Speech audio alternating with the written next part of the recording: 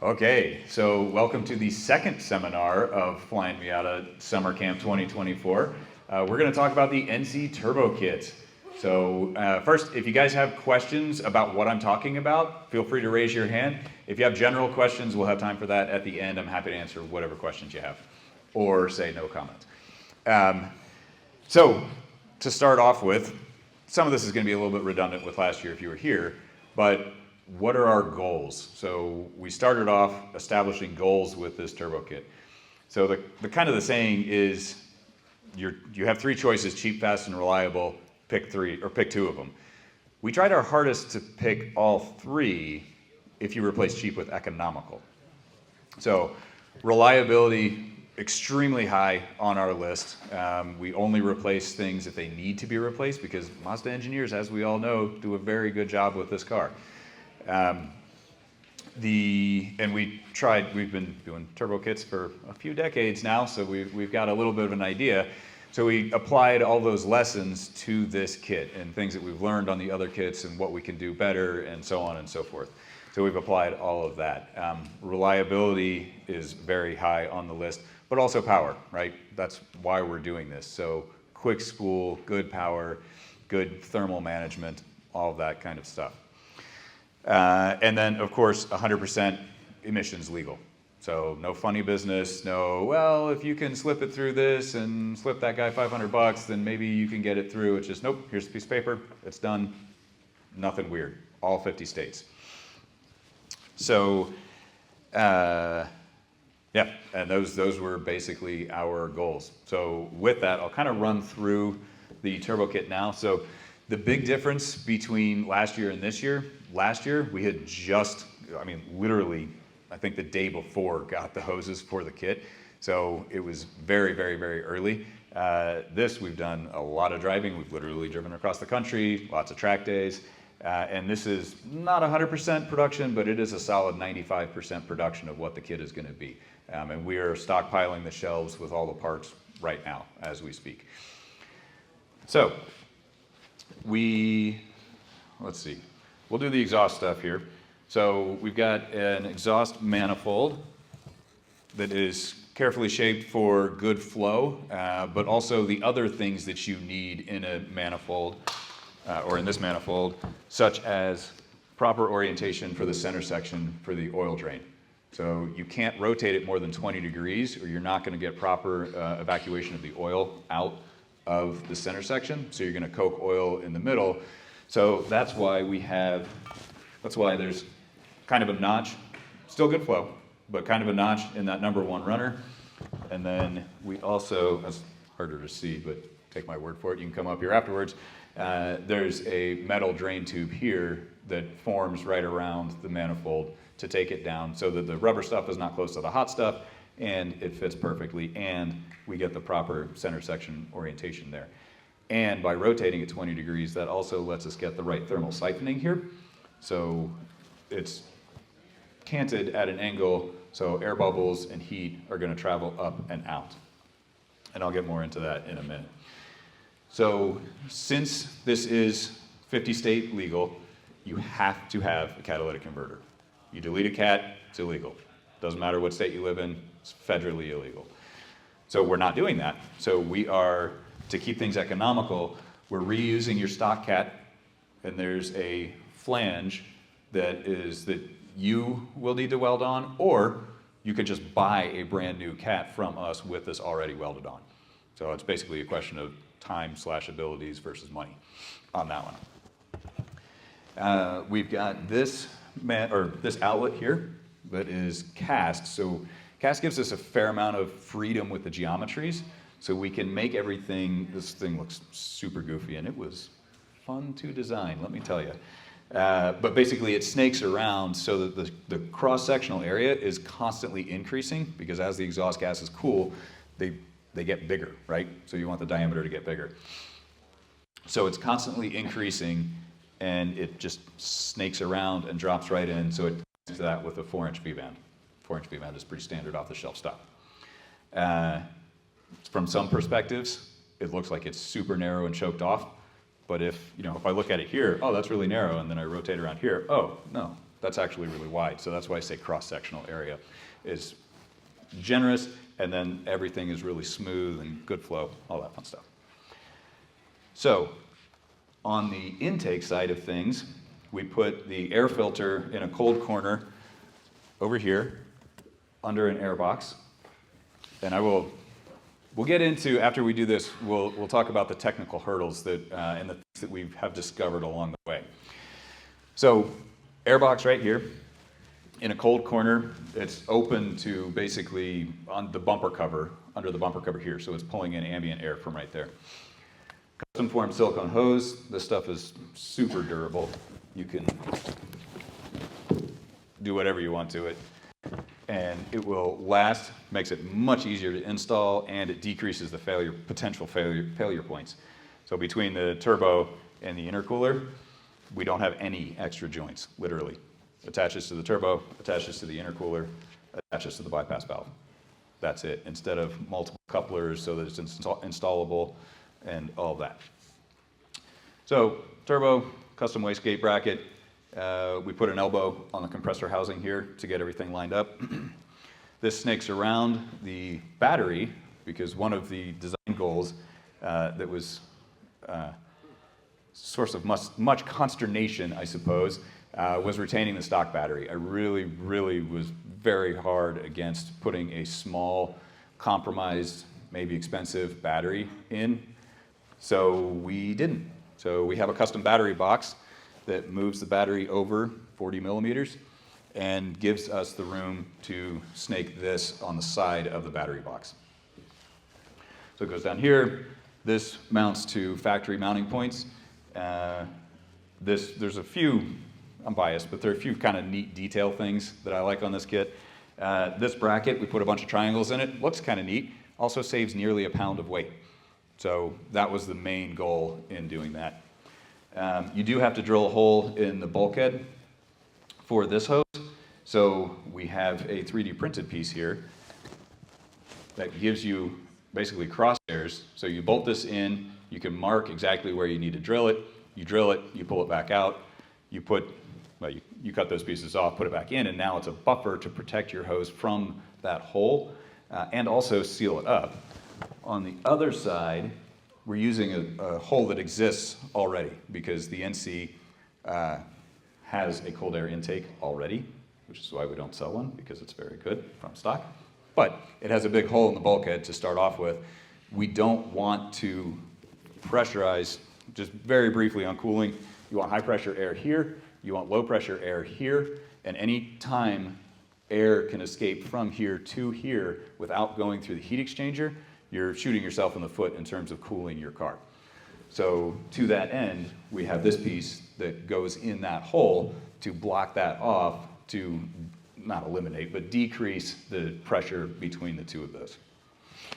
We have our mass airflow tube here, and then throttle body inlet, and then you're done, effectively. There are lots of other detail-y things, but we'll try to keep this kind of brief.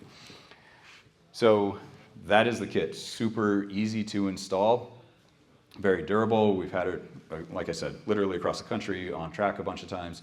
Thing works very well and spools bonkers quickly.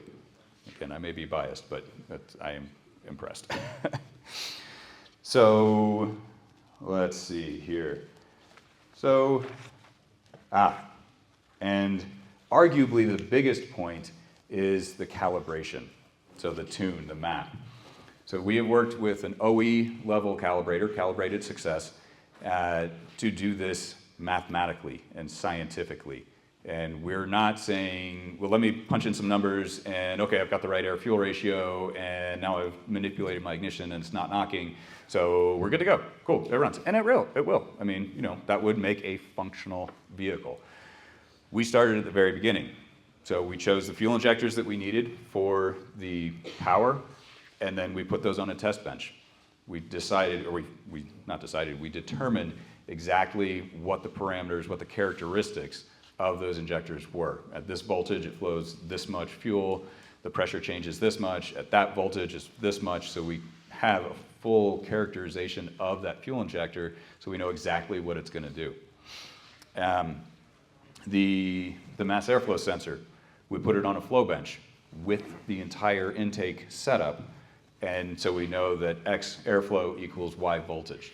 And that's another thing I'll get into more in a minute. And we've been paying attention to the emissions the whole time. We've got emissions equipment, or our calibrator has emissions equipment, so that we can keep an eye on everything, make sure that it's still at least as clean as stock, if not cleaner.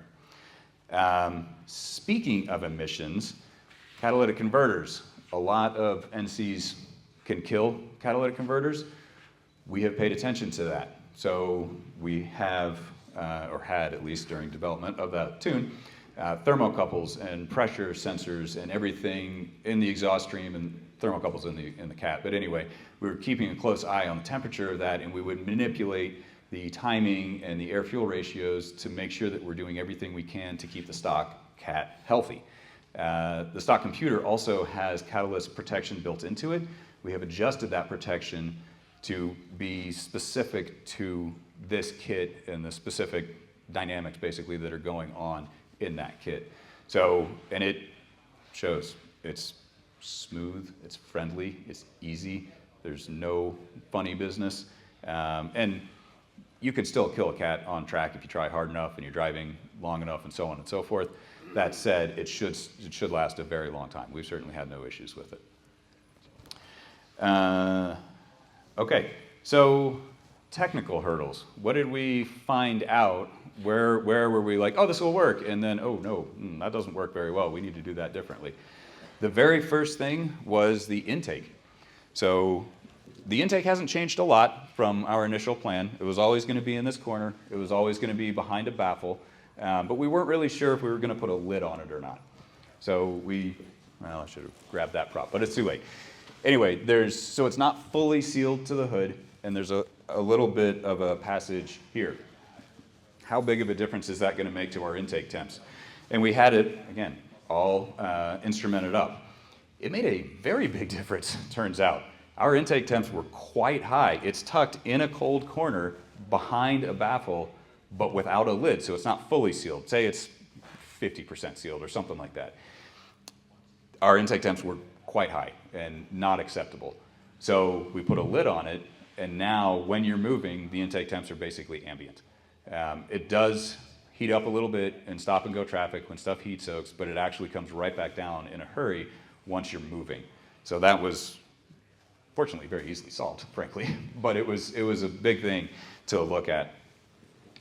The other thing, and this is the 5% that we're still missing on the kit, is thermal management. So we put thermal stickers on everything over here, on the valve cover, on the brake lines, on the heater line, to make sure that we were keeping everything within spec, and to tell us what was okay, what wasn't, and what we need to do.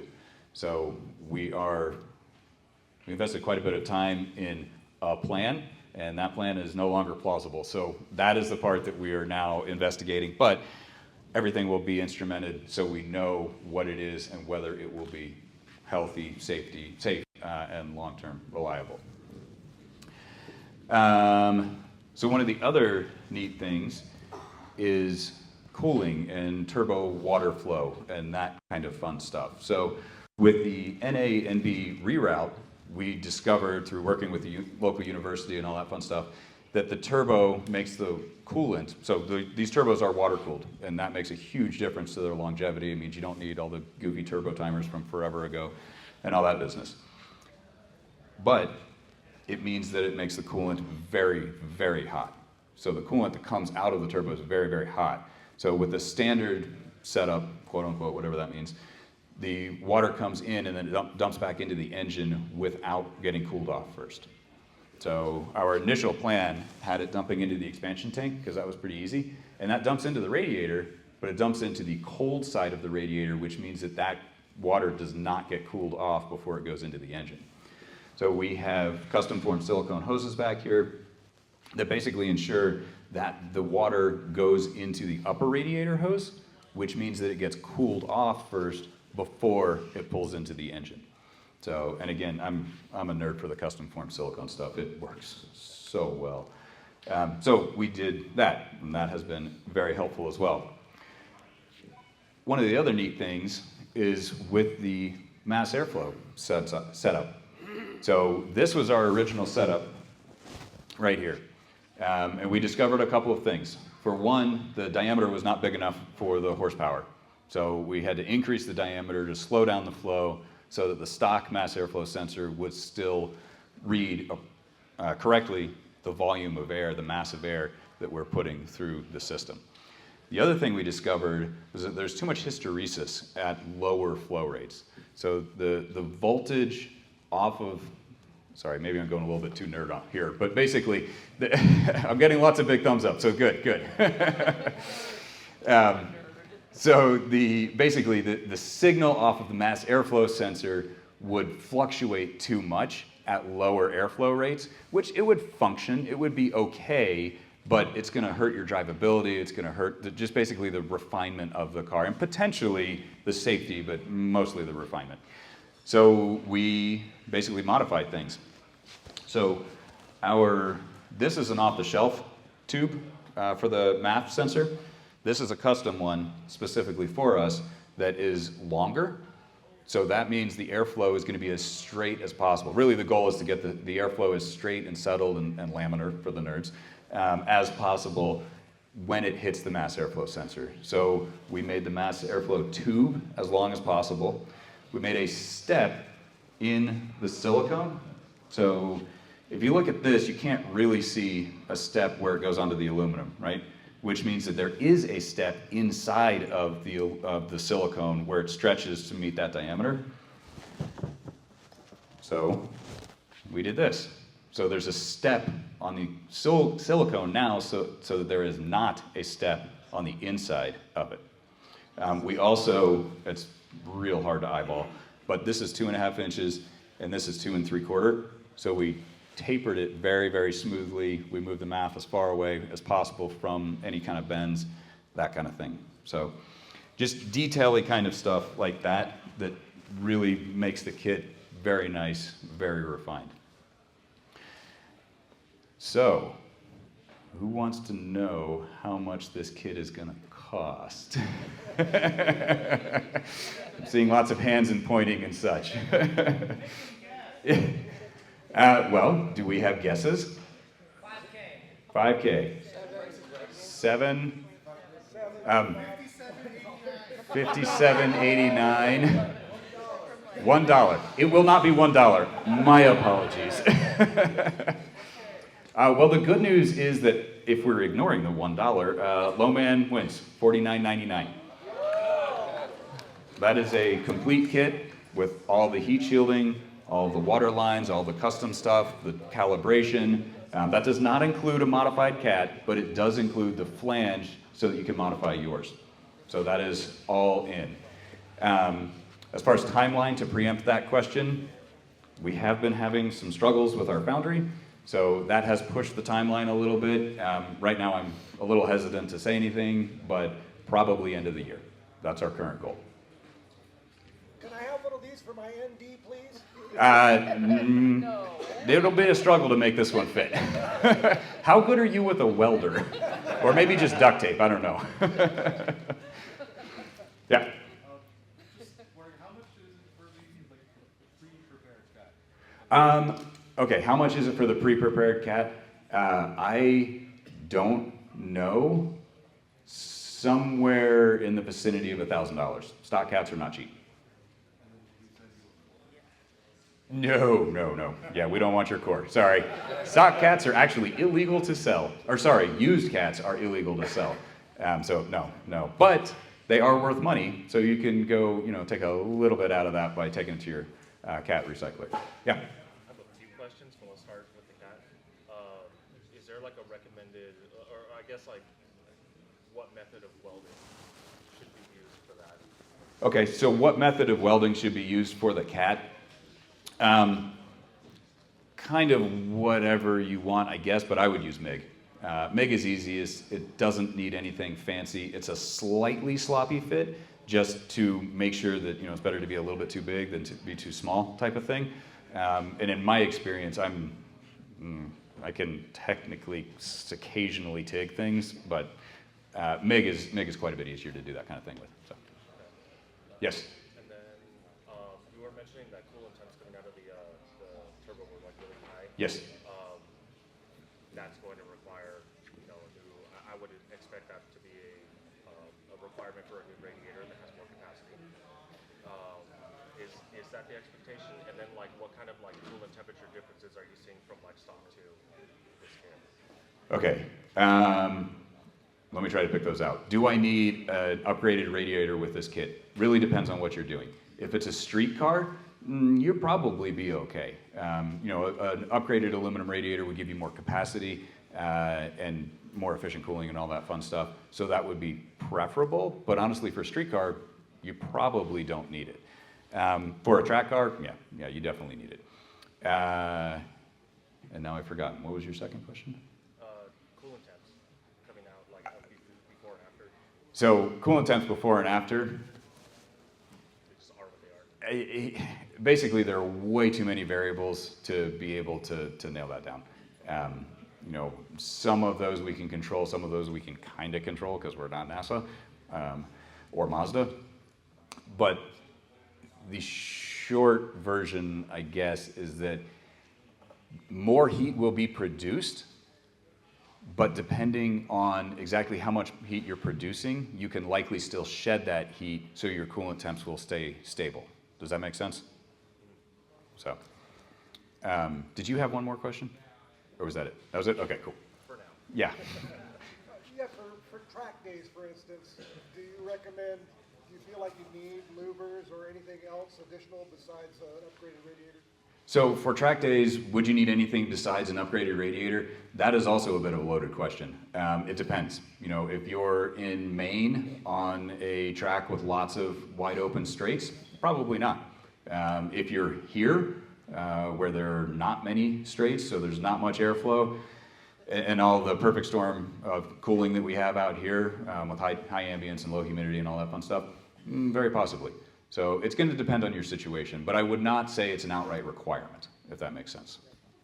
Yeah. Do you have a dyno graph? Do we have a dyno graph? Good question. Yes. Can you see it? No.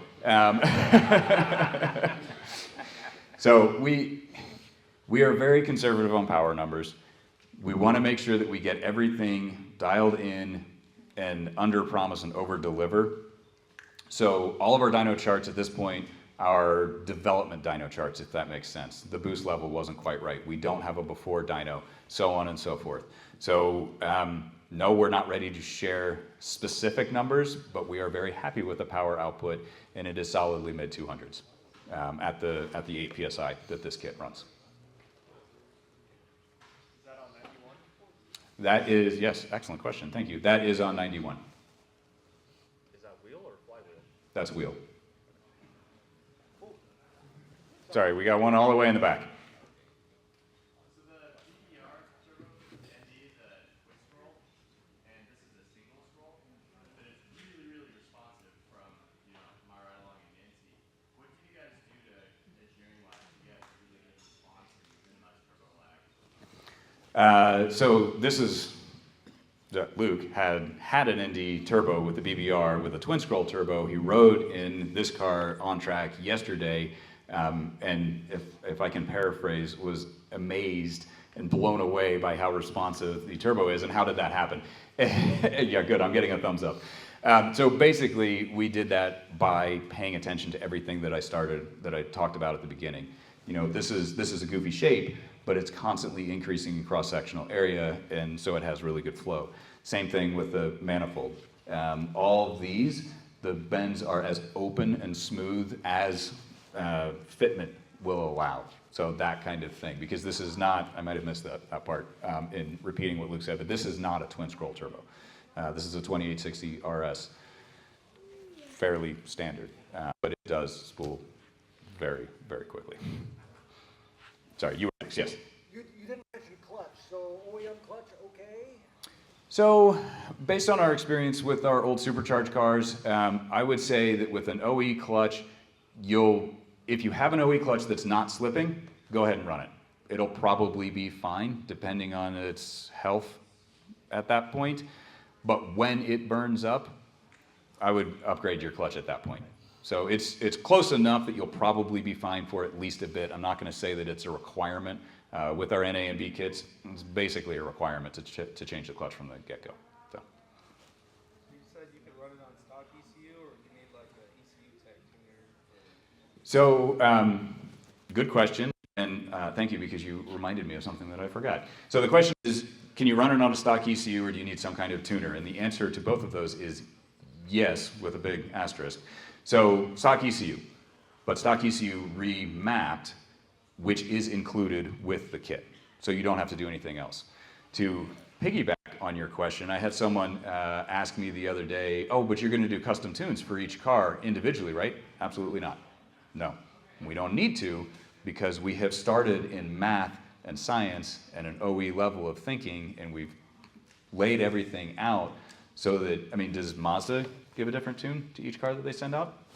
No. And there's quite a bit of control with the wideband, which this car does have to start off with, but we didn't just trust it. We put a secondary wideband in it to make sure it was actually giving us the information that we thought it was.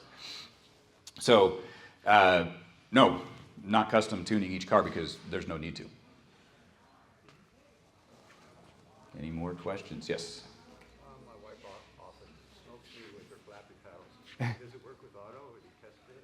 So does it work with auto? It should. We have not tested it yet. On the supercharged cars that we do have a ton of experience with, the old kit that we used to sell, we had no problems with those. From what we can tell, it will physically fit just fine. The tune is no problem. The power handling, keep the boost lowish, but the power handling should be fine. And the fitment should be fine. I'll give you like a 90% on that, because we haven't actually bolted it together. And there are transmission cooler lines that kind of run along here, but everything right here is 100% stock. The stock cat does not change in its location, and all of our stuff here is up on the top. So I'll give you a 90-95% on that one. When you say keep the boost low-ish, you mean run it at the 8 PSI? Yeah, sorry, I do mean run it at the 8 PSI. Yeah. Blue shirt. Is an NC with 90,000 miles, well-maintained, a candidate for your kit? So I have a higher mileage, well-maintained NC. Is that a good candidate for the kit? I would say yes. As long as it's healthy, as long as it doesn't have any kind of issues. Compression and leak down test is just kind of a good idea in general. But yeah, it most likely is. So. Still trackable? Sure. Yeah. Yeah. Did you still have a question? Yeah, so you said you have to come with like a tune that you put in your ECU. What if you have like a 2.5? I was waiting for that question. Okay, so basically 2.5, question mark. Okay, so we have not tested with a 2.5. I can't give any kind of definitives for that reason. We have had that in mind the whole time, and from the only thing that will be an issue is we have a catalytic converter support bracket down here, and we've designed enough travel in that, it's got a long slot in there, so that it should fit fine. As long as you leave the head of the car, of the engine, in the same position in the chassis as it was originally, then it should physically fit fine. For the rest of your question, I'm going to say no comment for now. Stay tuned.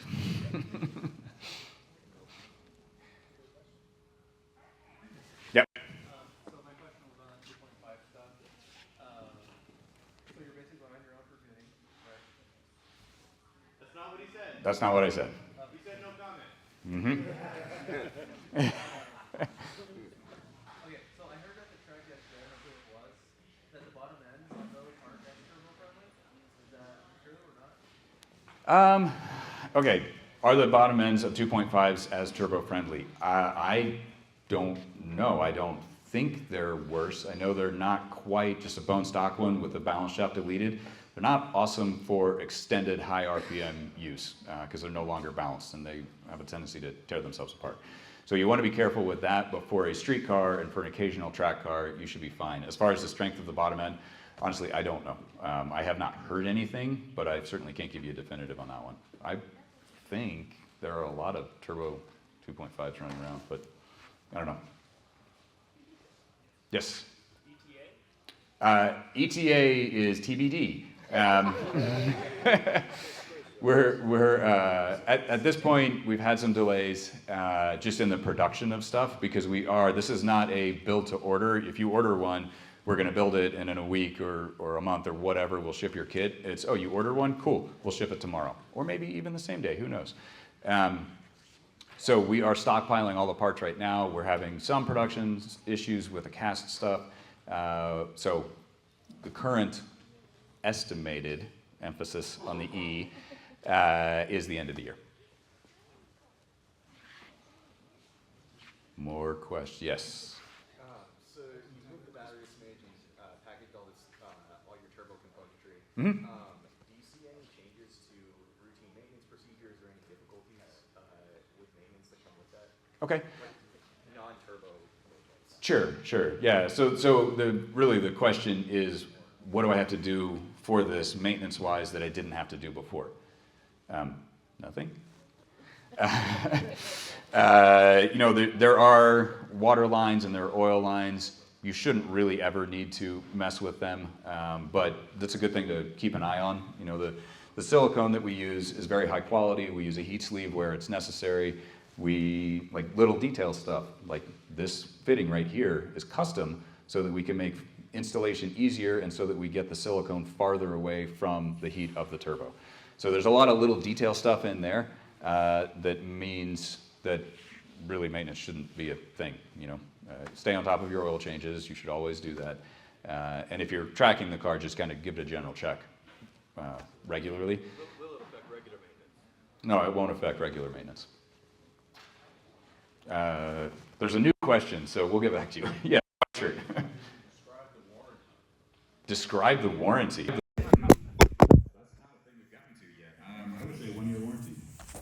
So, hopefully, Flyin Miata is known for basically taking care of stuff. It's kind of the short version. So, if you have an issue, if you drive your car into a ditch and say, hey, my intercooler is broken, we're going to say, we'll gladly sell you a new intercooler, but that's not a warranty.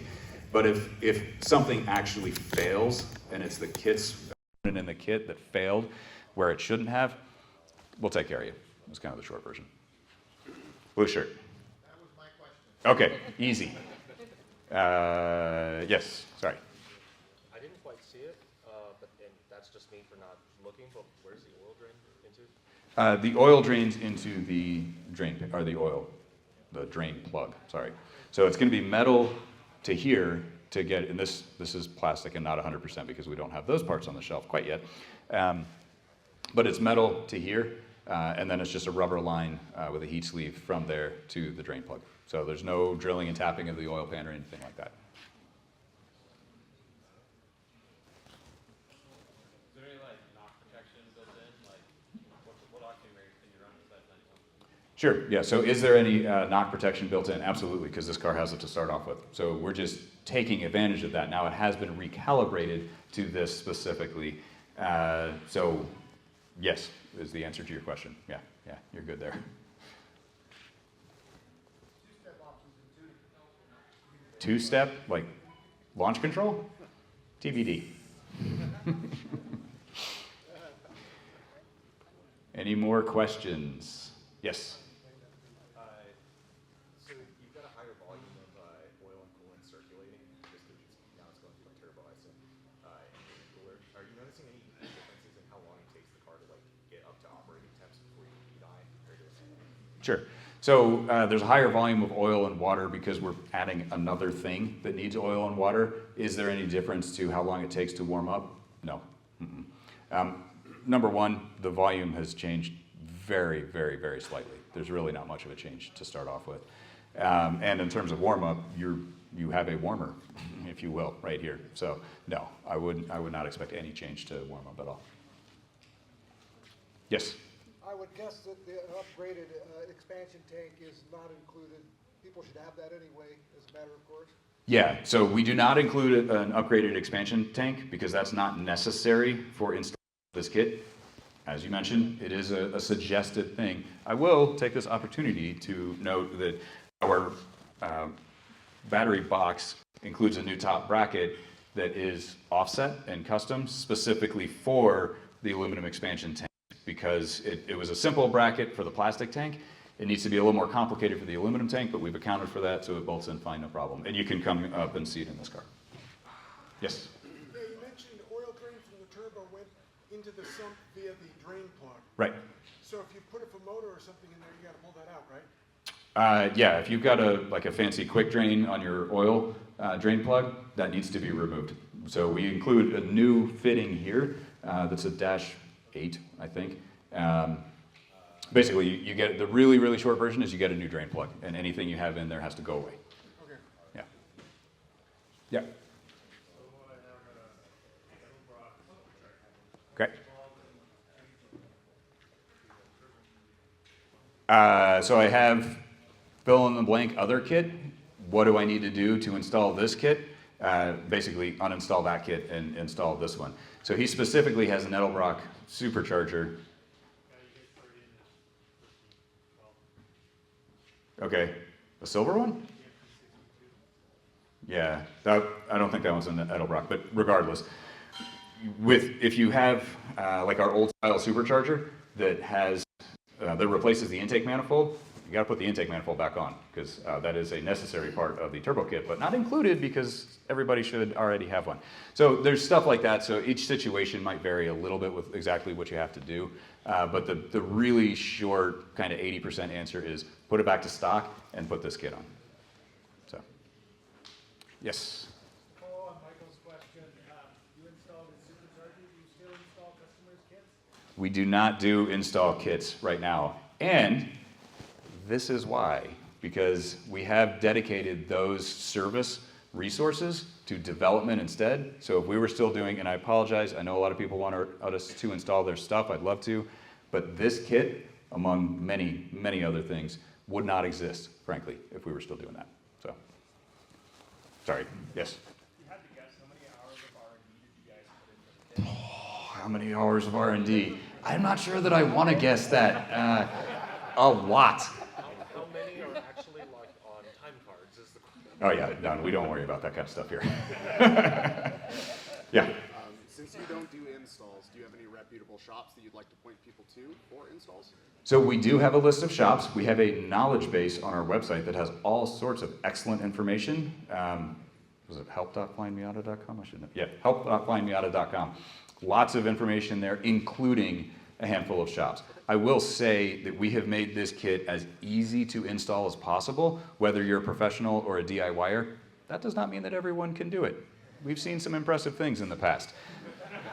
That said, if you have a competent shop whose head does not explode when they see non-stock parts, that's also a thing that needs to be said, then they shouldn't have any issues installing this. And we'll have, same thing with the NA and B kits, comprehensive written instructions, video installation instructions, the whole nine, to make it as easy as possible. And this was very, very much designed in mind, or with the DIY home garage shade tree mechanic kind of person in mind.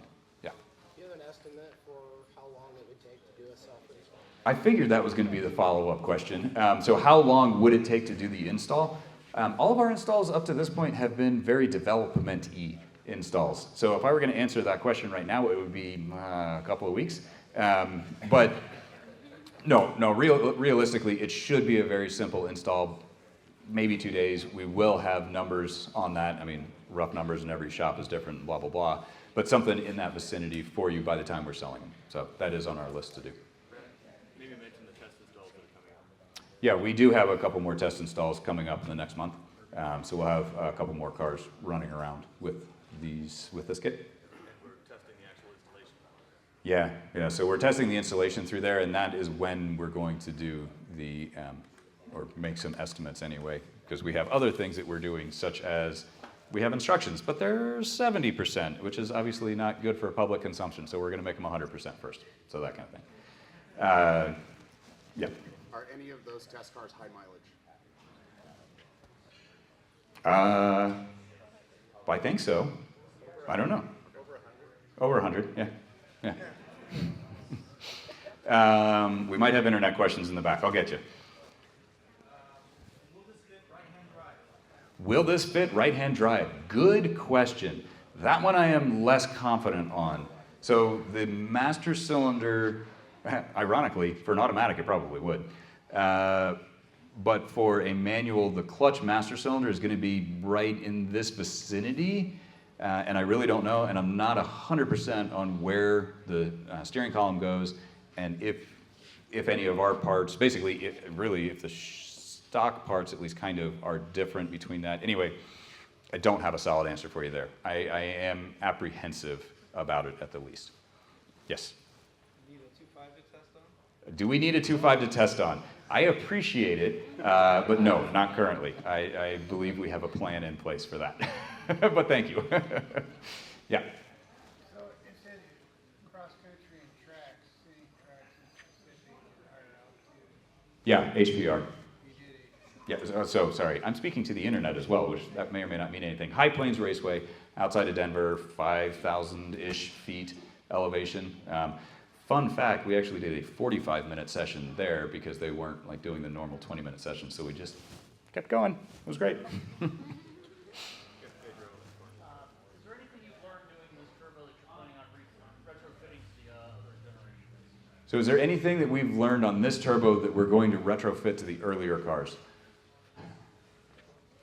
Maybe, but probably not. Basically, and largely because the earlier cars are an extremely polished kit. So we've the ND kit is out of our, it's outside supplier. So, yeah. Basically, it's a very polished kit. We have improved things such as the new manifold along the way, but it's very, very, very good already. So, if that makes sense. Sorry, you blend in back there. You got to flail around or something. You mentioned it would fit an automatic. Mm-hmm. Does that mean you have a different calibration for automatic cars? Mm-mm. No, calibration would be the same for automatic cars.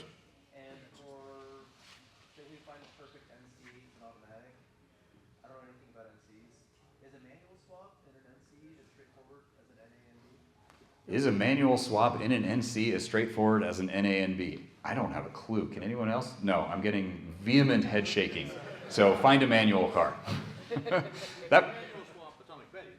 Yeah, we can. Well, we can't do it. We did do it by perhaps replacing the entire drivetrain and maybe doubling the number of cylinders. There were some qualifiers in that particular one. Yes. Yeah, would you recommend the cheapest one for people in their mid-80s? Would I recommend the cheapest one for people in their mid-80s? What is the cheapest one? Are we talking about a car? You said $5,000 or something for the first one. Okay, so the kit is $5,000. The only option, and we'll see what actually happens, but basically at this point, the only option is whether you weld the flange on or we do on the catalytic converter. You missed my point. People in their 80s. Yeah, yeah, I mean, sure. An 80-year-old well. Yeah, I mean, we are not ageist here. There's, for a long time, one of the fastest naturally aspirated guys out there was 80-something. How old was Roger last time I saw him? Yeah. So, yeah, man, have at. Yeah, fair enough. You and me both. I am also not Paul Newman. The only difference is a step in the installation. Otherwise, it's exactly the same thing. Yeah. So to kind of clarify on that again, everything is included. All the, the air box, this stuff is Cerakoted, so it's going to be very durable and last, look very good for a long time. The turbo, the water lines, the tune, all that stuff is included. The only option, if we have other options, it'll be little stuff like, maybe gold foil on the airbox or something like that. The only option is who welds the catalytic converter, basically. So. Do you foresee any need for cooling upgrades down the line? Do I foresee any need for cooling upgrades down the line? So I kind of covered that before, but basically for a street car, probably not. For a track car, almost definitely. And your results may vary. So it kind of depends on how you drive the car, where you drive the car, what your climate is, so on and so forth. So cooling upgrades are definitely not going to hurt anything, but they may or may not be required.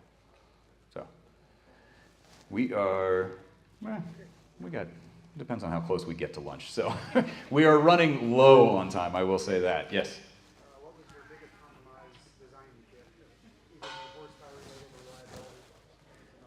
what was our biggest compromise from a reliability or horsepower standpoint? Good question. Well, we tried not to, for the most part. If we didn't have to meet either of those, then we would have dropped the alternator and maybe put the turbo lower and dropped the cat, which honestly the cat's not costing you much in terms of horsepower. And my 2 cents, I'd much rather have a clean car. Yeah, you have a secondary cat, but this one is a lot bigger, does a lot more for it. The biggest thing for me, I think, is the proximity of all of this to the valve cover, which is why we're being very thorough with that. From our information for the spec for this material and stuff, I don't know how they survive without any kind of heat shielding there to start off with, because the numbers that we've seen are way over the spec for that material, which is why we're doing all of the heat shielding. So by the time, and I have a heat shield that I can show you that worked great from a temperature standpoint, and it is ugly right now. It was pretty ugly to start off with. It was very prototype. It was not a durable thing, but it was functional, so we can do it. We just need to actually figure out the design that checks all of those boxes. Producibility, not bonkers expensive, and obviously effective. So, yes. If somebody wanted to go crazy, are the stock injectors the first limitation they'd run into? Are the stock injectors the first limitation you'd run into? No, because we replace them. Oh. Yeah. So this kit does include new injectors, and again, our tune is calibrated for those injectors, but not just because they're this size injector, because we have exactly this full sheet of all the characteristics of this injector, and it's all built around that. And there's quite a bit of headroom in there. But it is an 8 PSI kit, as far as we're concerned. Stock fuel pump? Yeah, stock fuel pump.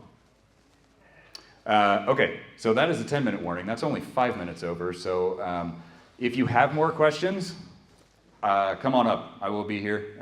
I don't need calories. That's overrated during summer camp. So thank you, as always. Our next seminar is at 2? What, 1:30? I should know this going into it. Matt, it's right behind you. 1:30. Next seminar is at 1:30. Thank you, not employee, who knows more than we do.